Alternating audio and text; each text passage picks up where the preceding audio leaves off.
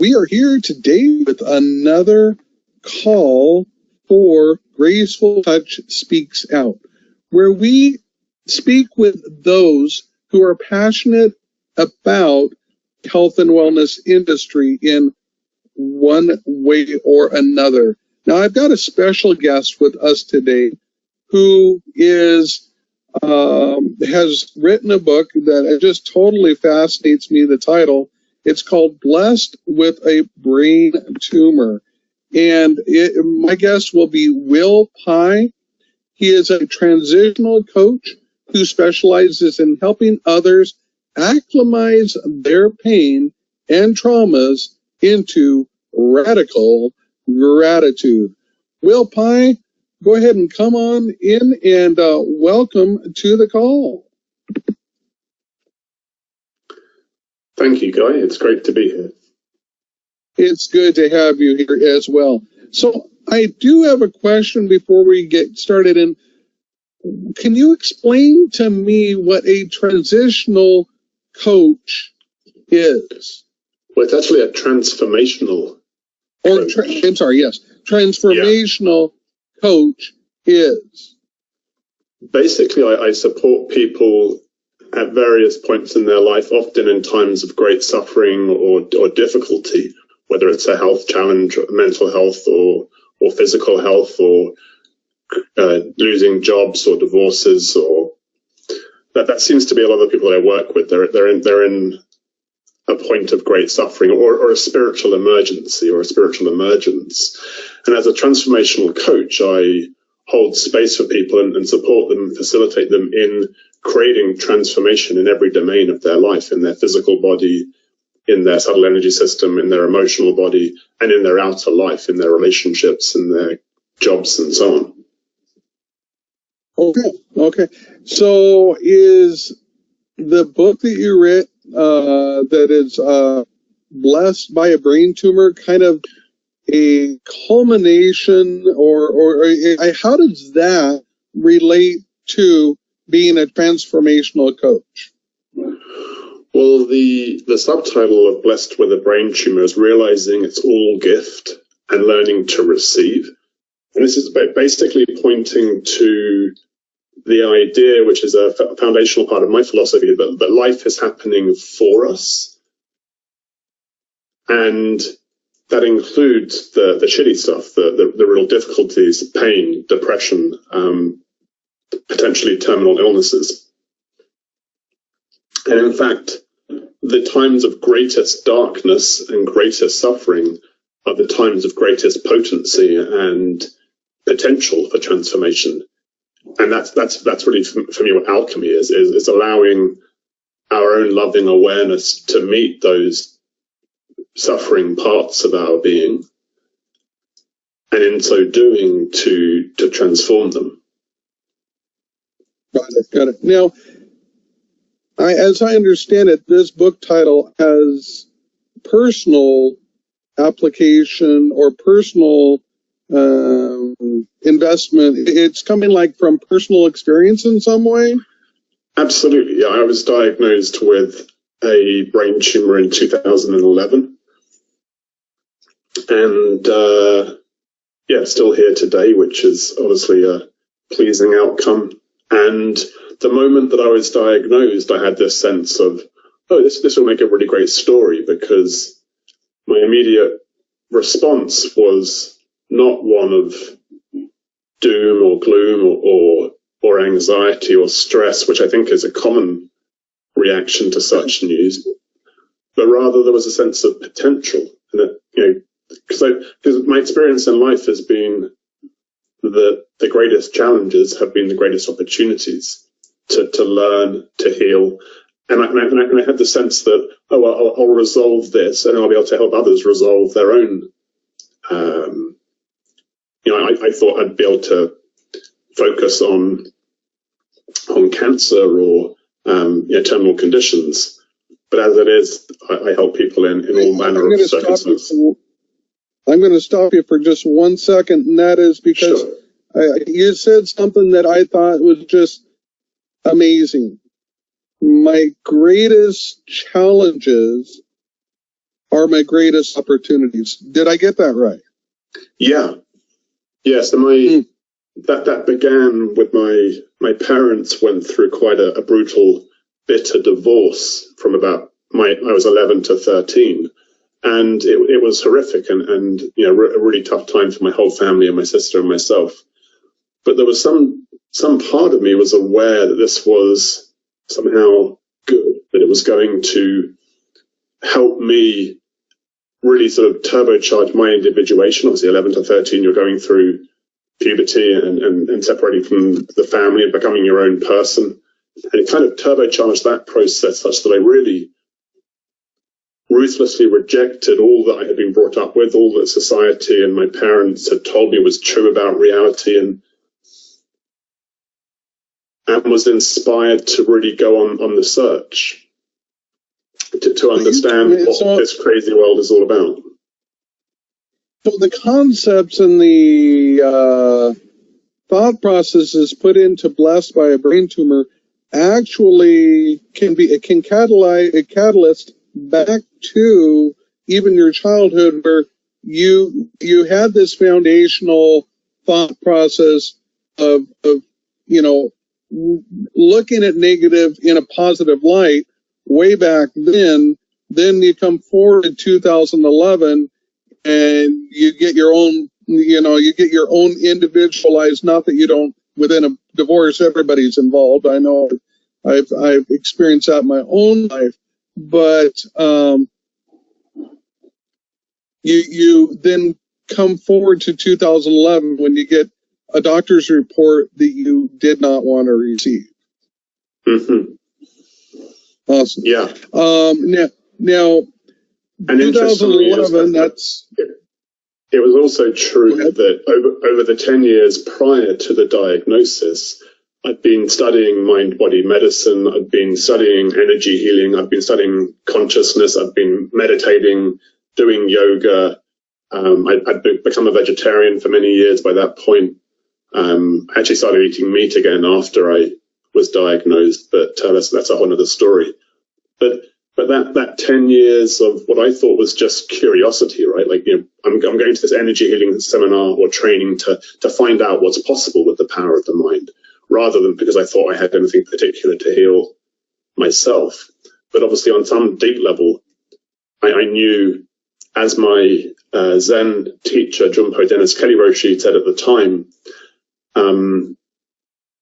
not long before I was diagnosed, that's just a few months, he said, Will, you're going to have some big shit happen in your life, which of course is true for everyone.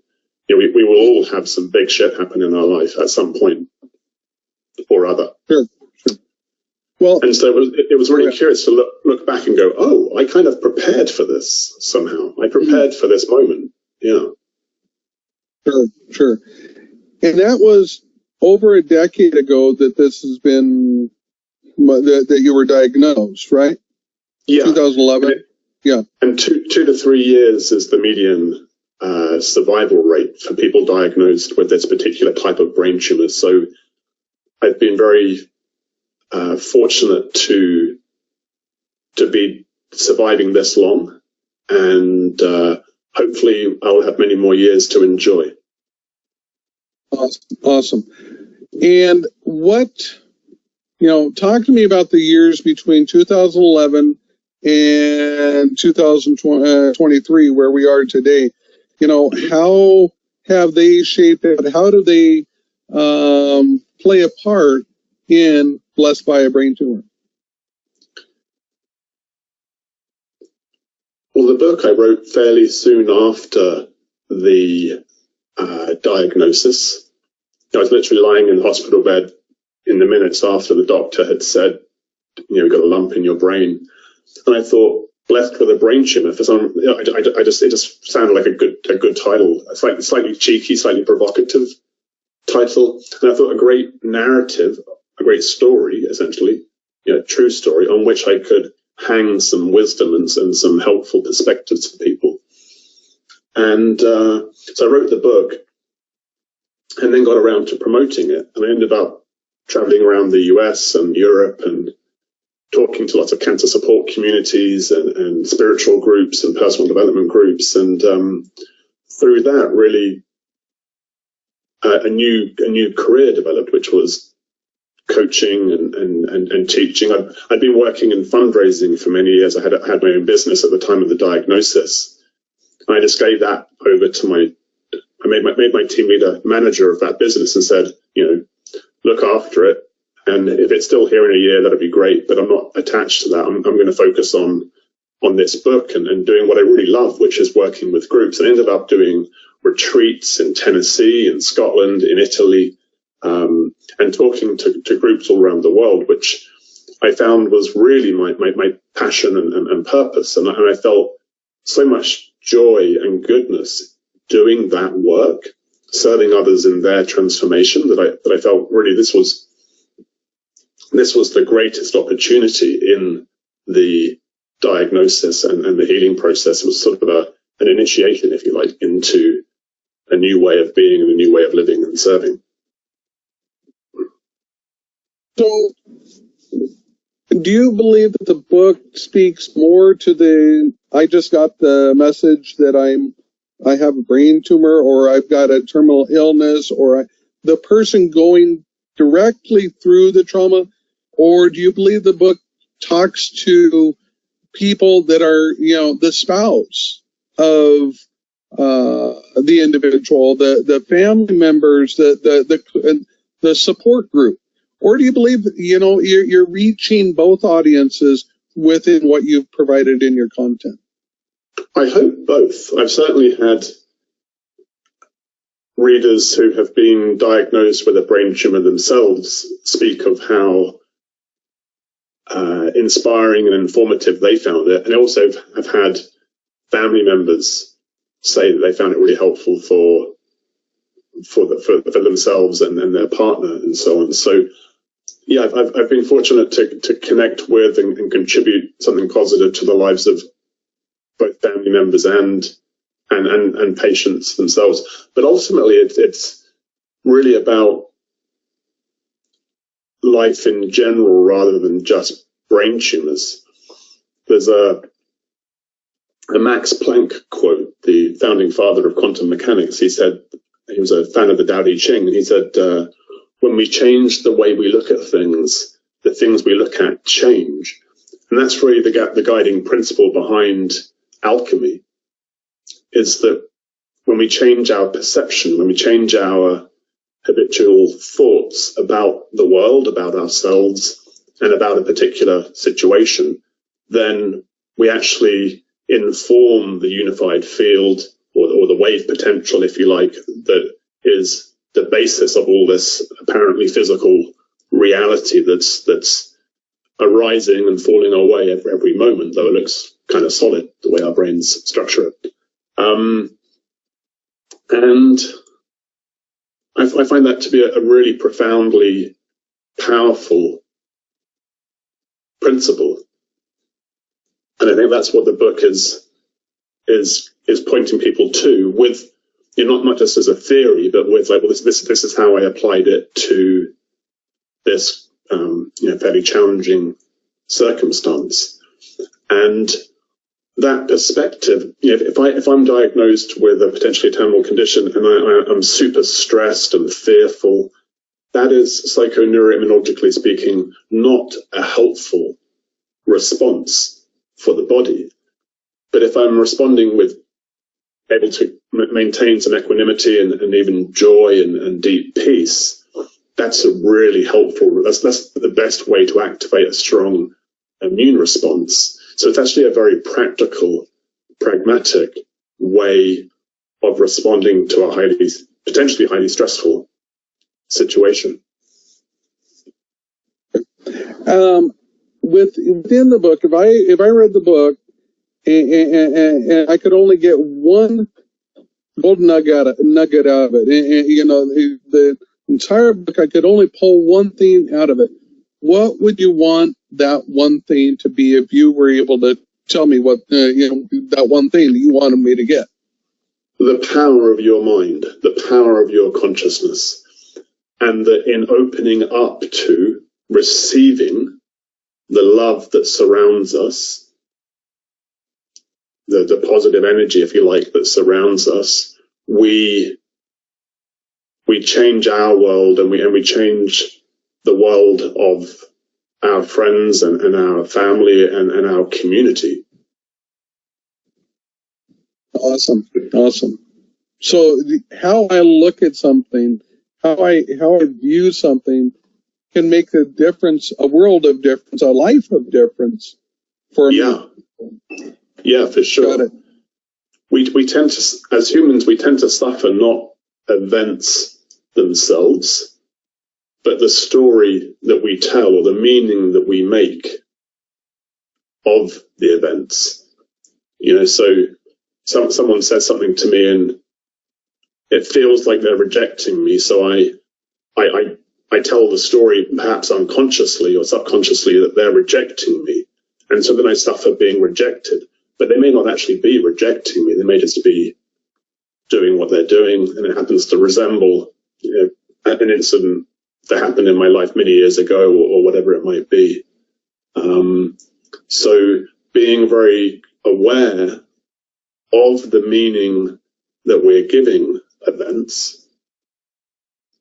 And for me, the most powerful practice in this is a gratitude practice, because it's true that the glass is half full, right? It's true that it's half empty. But if we consider it to be half full, we feel good. And if we consider it to be half empty, we don't feel good.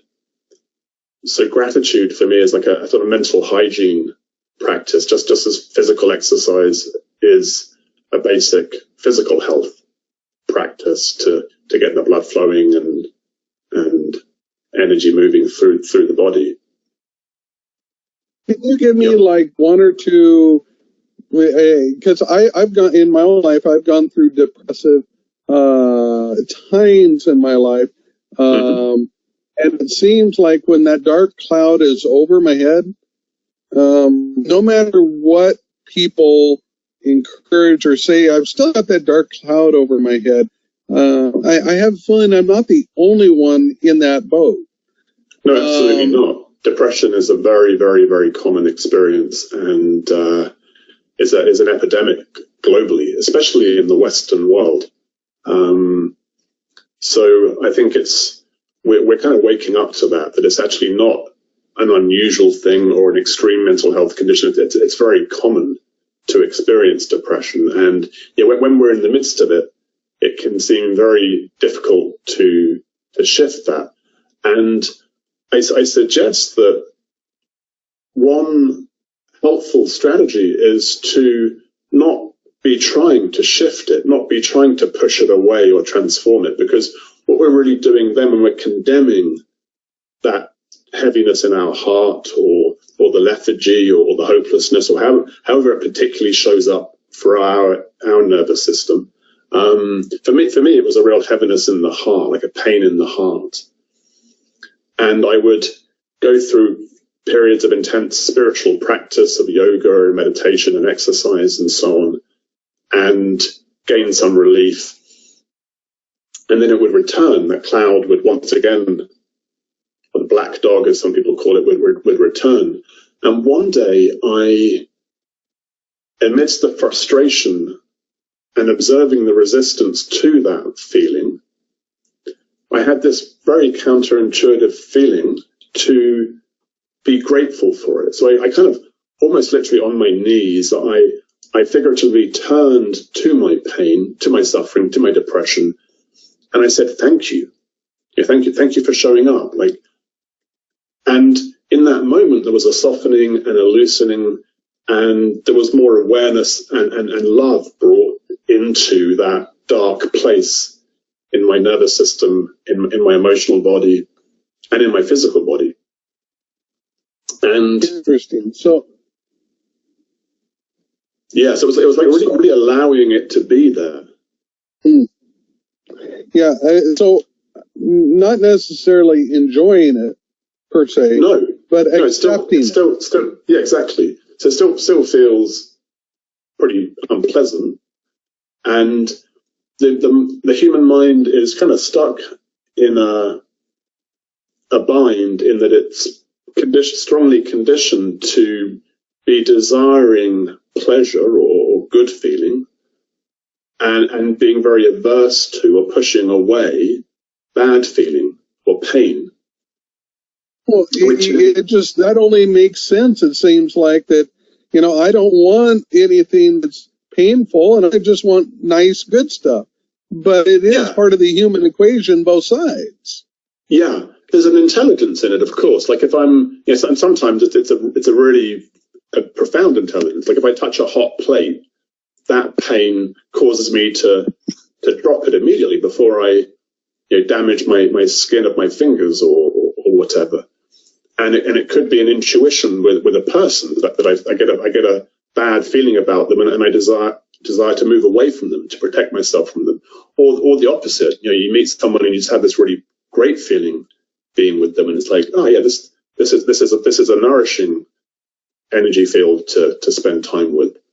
But the problem is mostly that desire and aversion is just running unconsciously.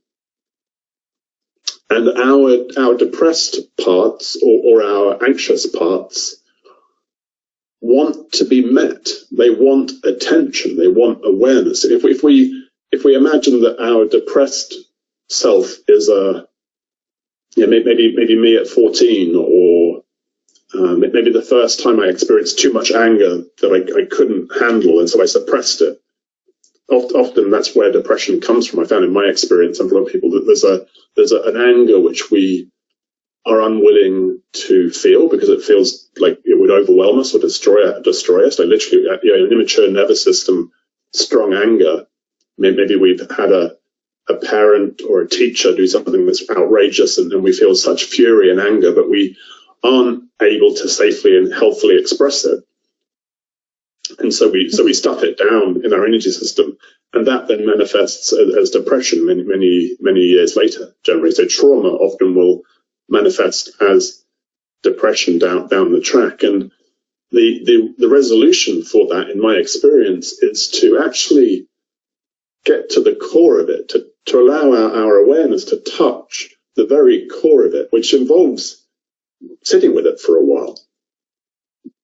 So often that would be my practice. If this strong, intense depression would come along, I would go and sit on my meditation mat and sit with it, breathe into it, maybe put a hand on my heart where I'm feeling that depression, and just self-soothe and self-parent in a way. And over time, that allows a loosening and a softening of that dark cloud, or an illumination of that dark cloud. Wow. I feel like I could just go on for a long time just listening to your counsel and your advice. It's very, very good, and I appreciate that. What I would like to know, though, as we transition a little bit here, is who is the main person, like if you had an ideal client, if there's only one person that could see this video, mm-hmm. Who would you want that one person to be? Who do you want to work with? I want to work with people that are ready, and often what that looks like is they've suffered enough. Like so, often a lot of my most a lot of client. Ultimately, what gives me joy is to witness a client achieve the transformation, the results that they want. So. Yeah, if I'm working with someone who's suffering from depression and they say, look, I'm generally feeling really good now at the conclusion of our work, or they have a little insight in a moment in a session that allows them to see how they're sort of perpetuating their depression and how they might be able to dissolve it or resolve it. That's where I get the greatest satisfaction. I think we all want to be useful, right? We all want to have function in life. We all want to be able to be of genuine service and help to others. Well, maybe not all of us, but I think most humans are of that mindset. And so that's where I get the great satisfaction and joy. And I find that the clients that are most ready to pop, as it were, or ready to experience those shifts are often those that have been through some intense suffering. So I found cancer patients and, in fact, prisoners. I got to work in maximum security prison in Oregon, and I was really struck by how I was going there to teach radical gratitude with a yoga volunteer group. And I was quite apprehensive going in, thinking, golly, are these guys, these guys are, most of them are in here for the rest of their lives, and they're in a brutal, brutal environment. How are they going to react to this message that everything is workable and that radical gratitude can help us move through challenges gracefully and easefully? But what I was pleasantly surprised to hear was these guys, they were just so open to the message, and they were kind of like, yeah, because they've been compelled to make the impossible workable, right? Imagine being in a maximum security prison, getting beaten up and crappy food and being incarcerated, full stop. But that said, I don't have the opportunity to work with residents of prisons generally, and I think there's plenty of people out there who have suffered a lot without being prisoners or without a cancer diagnosis. So I guess to sum that up, I love working with people who are really ready for transformation, who strongly desire to change their experience of life and are willing to implement the practices and to put in the work, to come in with an open heart and an open mind, and be curious about the possibility of completely transforming their life experience. Very well said. Now, when you were talking about prison and whatnot, I was thinking, if you are living under that dark cloud and you are in that, you might not be in a maximum security prison, but in a way you are. It can feel like that for sure. And so what you do and what you help with people is you help people to break out of prison and see a world that is there despite the circumstances, the situations, no matter how grave or not they may be, so that they can rise above the occasion and embrace life fully. Yeah, rise above and move through. So I think there's two movements often in this process. One is a sort of transcendence to rise above to a perspective that is somewhat above and out of the pain. But ultimately, we need to develop the resilience and the capacity to move through the pain. I like that. Otherwise, right, we're sort of So somebody's gotten to the into this video with us, and they're saying, this is for me. Well, how do they contact you, Will? What's the best way to reach out and connect? My website is willpye.com. Pye is P-Y-E, and there's a contact form on there. And I'm also on Instagram, though I don't spend a lot of time on there. But Will Pye, the Gratitude Guy, is my Instagram handle, and people can message me there. And I'm always happy to jump on a quick call with people to say good day and for them to feel me and me to feel them and decide whether it's a good fit for us to work together one-on-one. I've also got a couple of group coaching programs coming up. My Living Impeccably group coaching program is one that I haven't run for about 10 years, actually, and I'm very excited to be starting it again, because when there's a group of people coming together working with these sorts of principles and practices, it can really accelerate when we're all supporting each other and sharing our challenges and breakthroughs. It can really potentiate and accelerate and catalyze the experience for each individual in that group. So I think that's launching in August. So that's another possibility. So we've got willpye.com, P-Y-E, and you've got a contact there. Will Pye, the Gratitude Guy, is on Instagram. How would people connect up with this group coaching process? How would they find out more about that? Well, that'll be launching in August. So I'll soon be communicating with my email list, and I'll be posting on socials as well, on Instagram and Facebook. So join me via my newsletter on willpye.com, Instagram, Facebook, and people will see when that program's ready to relaunch and sign up is open. They'll be able to see those opportunities. Awesome. Awesome. I'm going to ask in just a moment for a final thought from you, but just so that people know how to get in touch with me, I am the person that is, co-owner of Graceful Touch Massage Therapy in Rapid City, which is a definite miracle story in and of its own right. If you're in Rapid City, consider stopping by for a massage. We are the leading massage therapist in Rapid City, according to Google. And then if you have a message like Will does here, if you have a message for within the health and wellness industry, reach out to me on Instagram. That's really the best place. As Pain Relief, the number 4, the letter U, Pain Relief for you. And just send me a private DM. Let me know, and we can get you a time to speak, as long as everything fits and whatnot. Other than that, those are the best ways to get a hold of me direct. Now, let's go back to Will. We've had a conversation here for over 30 minutes, and what is the one thing that you would want to have someone take away from this call if they couldn't get anything else? So what's the golden nugget you want them to move forward in life with?